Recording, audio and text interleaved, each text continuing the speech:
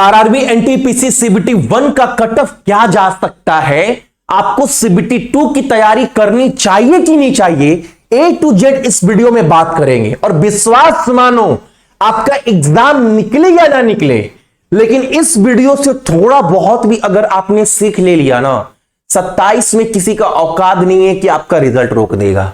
ठीक है, एकदम सटीक बता रहा हूं मैं। सबसे पहले वीडियो में एक बात क्लियर करूंगा, देखो सीबीटी 2 के लिए ना मैं कोई भी कोर्स लॉन्च नहीं कर रहा हूं।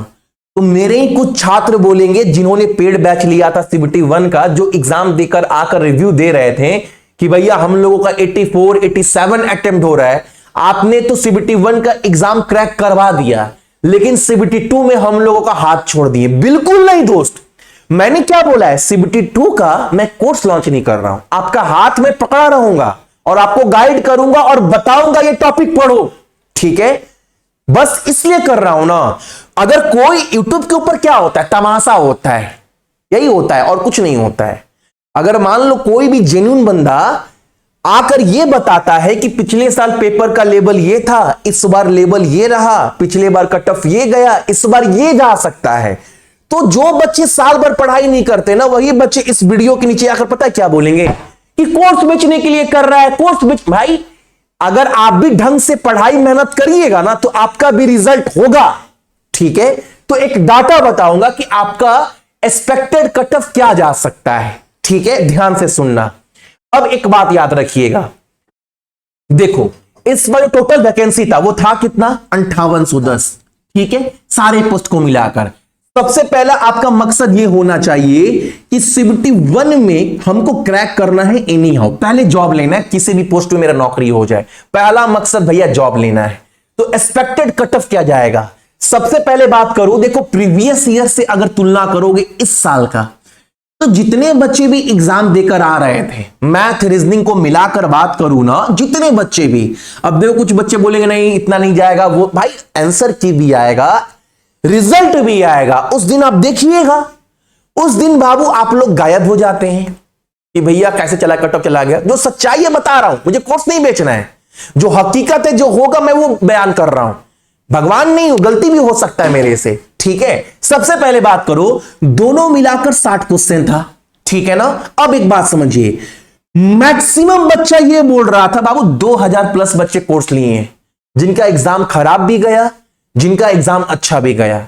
सभी बच्चे ये बोल रहे थे भैया मैथ रीजनिंग भैया पिछले साल से तुलना करो ना, लगभग सेम है, कोई अंतर नहीं है।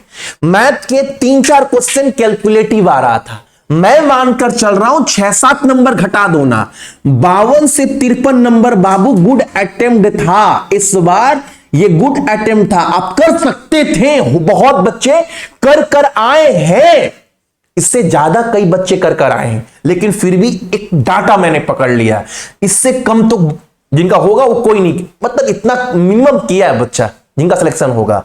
जीके जीएस की बात करें, देखो जितने बच्चे मुझसे एडमिशन लिए और जितना मैंने आपको पढ़ने के लिए बोला एग्जाम से पहले, कुछ तो मैंने आपको ये नहीं बोला था कि आपको हर एक सब्जेक्ट पूरा कंप्लीट करना है, आप हिस्ट्री पूरा पढ़ो, ज्योग्राफी पूरा पढ़ो, साइंस पढ़ो, पॉलिटी पढ़ो, इकोनॉमिक्स पढ़ो, ऐसा कुछ नहीं बोला। मैंने सिर्फ आपको कुछ टॉपिक बताए थे।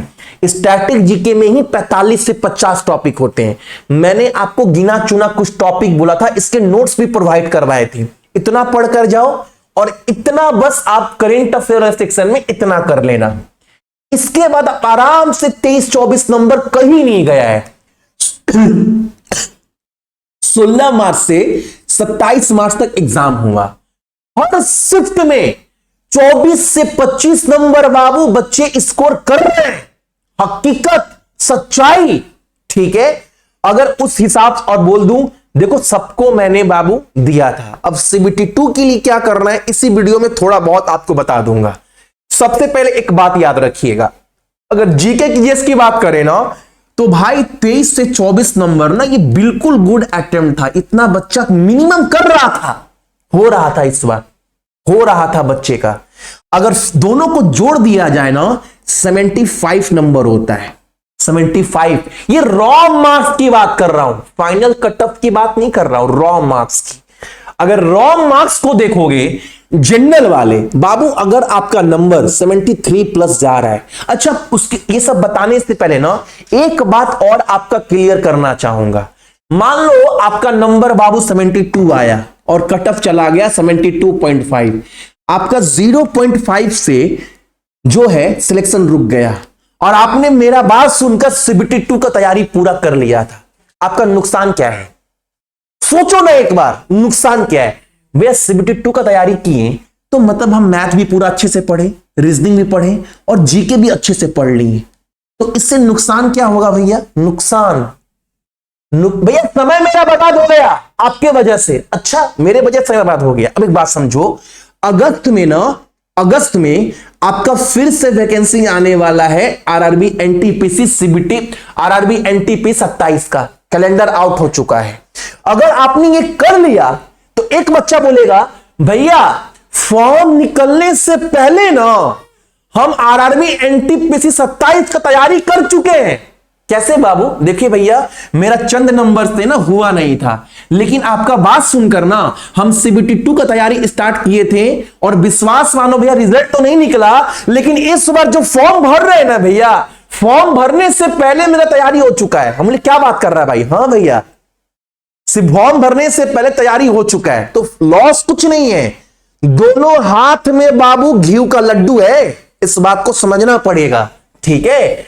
समझदार वाले बच्चे समझ गए जिनको सिलेक्शन लेना है, और यूट्यूब पर घूम घूम कर कॉमेंट्स करने वाले बच्चे बाबू यूट्यूब पर ही रह जाते हैं 3-4 साल तक, हकीकत है, ठीक है? अब एक बात समझना, अगर आप ओबीसी से, बहुत डिफरेंस नहीं रखूंगा, 72 प्लस भी ये रॉ, सबसे पहले एक बात क्लियर कर दूं, मैं रॉ मार्क्स की बात कर रहा हूं, ठीक है? नॉर्मलाइजेशन होने के बाद कट ऑफ बढ़ेगा चाहे घटेगा। 72 प्लस अगर ओबीसी ईडब्ल्यूएस का आ रहा है तो आपको तैयारी करना चाहिए। अगर एससी एसटी की बात करूं तो ये नंबर अगर आपका 69 से 70 नंबर अगर आपका क्रॉस हो रहा है, रॉ मार्क्स एससी का बात कर रहा हूं, तो आपको सीबीटी 2 की तैयारी करनी चाहिए, ठीक है? ऐसा भी हो सकता है कुछ जोन में तो बाबू वैकेंसी ही नहीं है, तो वहां पर कट ऑफ 82 83 भी जा सकता है भाई, ये तो नॉर्मल सी बात है ना, सोचने वाली बात है, ठीक है? अब एसटी की बात करूं, अगर आपका नंबर 65 प्लस है तो आप सीबीटी 2 की तैयारी करो। मुझे जैसा लगता है ग्रेजुएट लेवल की बात कर रहे हैं, लेकिन यही अगर अंडर ग्रेजुएट होता तो ये नंबर बढ़ जाता। चीज को समझ रहे हैं? अब एक बात समझो, इतने और हां जिनका भी सीबीटी 2 की तैयारी करने वाले हैं, एक बात याद रखना, देखो अगर आपने सीबीटी 1 में इतना स्कोर किया है तो जाहिर सी बात है मैथ रीजनिंग आपका अच्छा है। जो भी काम करना है बाबू जीके के ऊपर काम करना है, और जीके में वही चीज पढ़ना है जो आपने सीबीटी 1 के लिए पढ़ा, वही टॉपिक को बहुत अच्छे से पढ़ना है।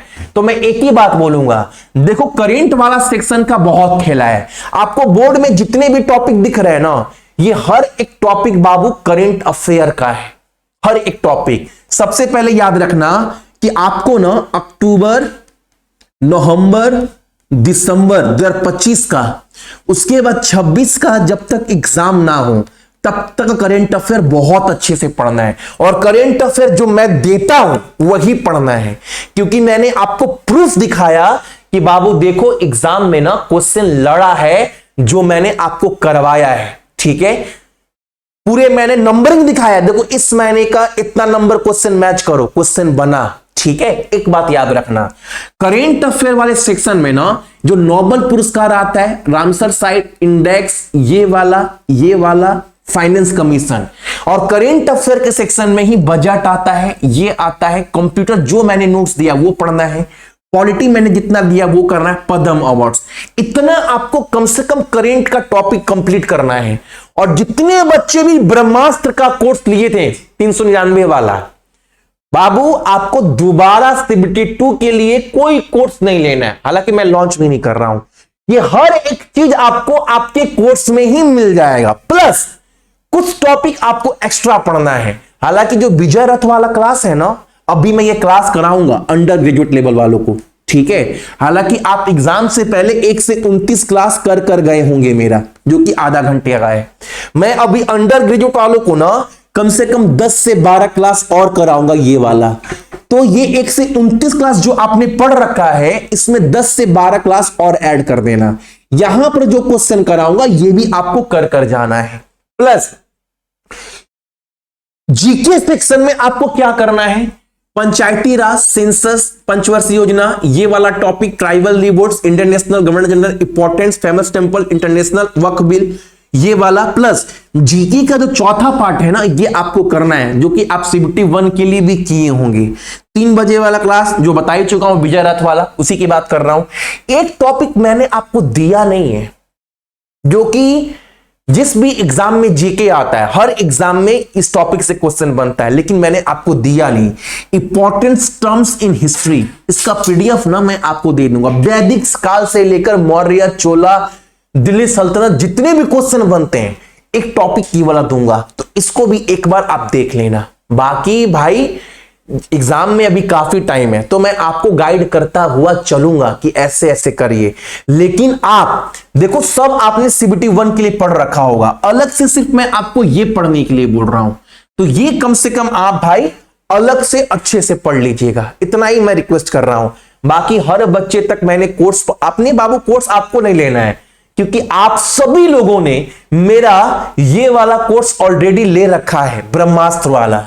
तो आपको सीबीटी 2 के लिए कोई कोर्स नहीं लेना है। सबसे पहले एक बात क्लियर कर लीजिएगा, या जीके जीएस के लिए जो लोग भी कोर्स लिया था, मैथ रीजनिंग तो चाहिए नहीं, क्योंकि वो तो आपका ऑलरेडी अच्छा है, तभी तो आप इतने स्कोर कर पा रहे हैं। तो अगर आपने ये वाला भी ले रखा है ना, तो आपको भी फिर भी कोई कोर्स नहीं लेना है। वो हर एक चीज जो सीबीटी 2 में महत्व रखता है, वो हर एक चीज इसमें भी आपको मैं प्रोवाइड करवा रहा हूं, अपडेट करवा रहा हूं।